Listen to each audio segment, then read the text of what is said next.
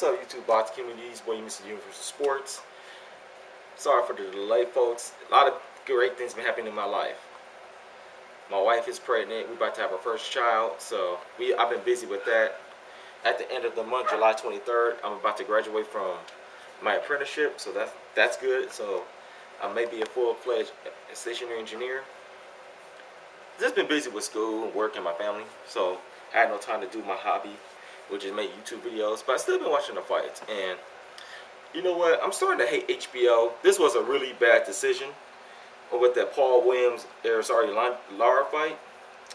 Now, I had to watch this fight twice because some people said they had it 9 rounds to 3. When I first watched the fight last night, I had it 113, 115. Lara. Either way it goes, I had Lara winning, but it was a tale of two scorecards. But this is the third time this happened this year. The second time was the Lucas Matisse Devin Alexander fight. I had Matisse winning by 1 point, 95-94. And the worst one I seen was the Andre Kotelnik versus Devin Alexander. And I had Kotelnik winning by at least three rounds. So I don't know if it's H.B.O.'s picking their homegrown fighters on purpose, or is H.B.O. favoring other fighters, or Atlantic City's favoring the local guy rather than the foreigner. But I'm not sure. But that was a bad decision, folks. In the second scorecard, when I finished watching this morning, I had it 117-111, 9 rounds to 3 for Lara. Now, I'm not defending these judges or nothing, but I think the reason why I initially scored the fight yesterday for 113-115 for Lara, because I think when they were in clinches in the earlier rounds, Paul Williams kept on throwing punches, whereas Lara, when they were fighting close, Lara wasn't doing nothing. Paul Williams kept on throwing punches. I can see how some of the judges were swayed. Okay, Williams was more active in that round, so let's give him the round. But as I watched the fight, the second time, like, Lara landed the cleaner, harder punches. Okay. I start switching them. Okay, I get that to Lara. Okay, get that to Lara. And my scorecard was identified well with Julian, which is 9 rounds to 3, and Harold Letterman, which scored a 9 rounds to 3, even though I don't hardly agree with Harold Letterman. Also, another bad decision I didn't like on H.B.O. was that Zab Judah Lucas Matisse fight. Well, that fight could have went either way, but I thought I had Matisse winning that fight. Now, here's what I noticed about what I liked about Lara, what he did. When it was an outside fight, a jabbing fight, a stick and move fight, Lara did good. He popped his jab, moved out the way, didn't let Williams react to it. By the time Williams was able to react to Lara, he was already out the way, which was pretty good. You know, don't stand in front of somebody that throws a lot of punches. And I liked it when he stayed on the outside. And here's my notes. When Williams comes in, Lara lets off a combination before Williams reacts. This is what I said earlier. Williams landed left-handed, repeated overhand left, overhand left, overhand left. Roy Jones even said it. How in the hell are you getting hit with the same shot? And if this was a bigger puncher, like a Sergio Martinez, he would have got knocked out. What I didn't like about Paul Williams, I'm not going to say Paul Williams is done.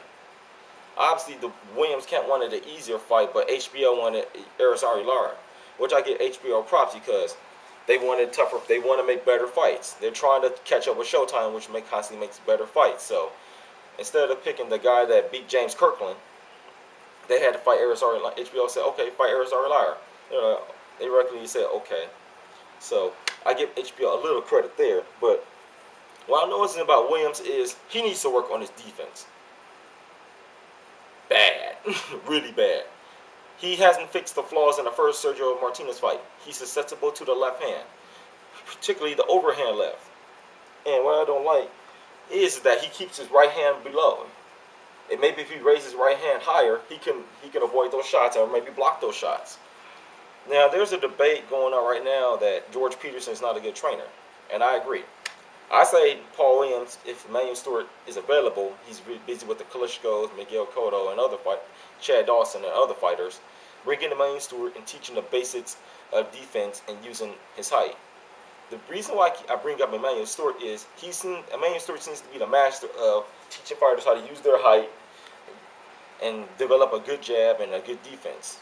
We've seen small improvements in Chad Dawson's. We've seen his improvement with the Klitschko's. He's done wonders with them. So I think he needs a new trainer. But the problem with these fighters, a la Kelly Pavlik and Chet and Paul Williams, is that they stick with the trainer that got him to the title. And George Peterson did a good job getting him to 30, 39, now 40 victories. But it's time for a change if Paul Williams wants to continue and hopefully beat the elite guys like Sergio Martinez, Manny Pacquiao, or Floyd Mayweather. Because these guys will clearly pot shot him all night. Maybe Pacquiao will fight him now. Because now he's seen that how much Lara hit him. Like, Pacquiao, maybe I can hit this guy often. Maybe stop him. But I give credit to Paul Williams. He does have a chin. He's just not a full-fledged middleweight. If it was a bigger guy or Sergio Martinez type, he would have got knocked out again, folks. But what Paul Williams did, what I noticed, when he had success in the 3 rounds that I gave him, when he was closer, when it was an inside fight, he would land an uppercut and land body shots. When he was like, so Paul Williams is like they say, is a big guy, 6'3", 6'2", but he's more of a pressure fight. He fights like he's 5'7", 5'8", and that's not good. That's why I say he may need a new trainer to bring it in. Now let's not talk. Now for the task at hand. We're not gonna. After I had it 117, 111, and I think that I don't think Paul Williams is done. All I think he needs a new trainer and take more time off to work on his skills, because obviously I think he's still a little shell shocked from the Sergio Martinez fight. This is Mr. Universal Sports. Hit me up on those comments, and I'm out.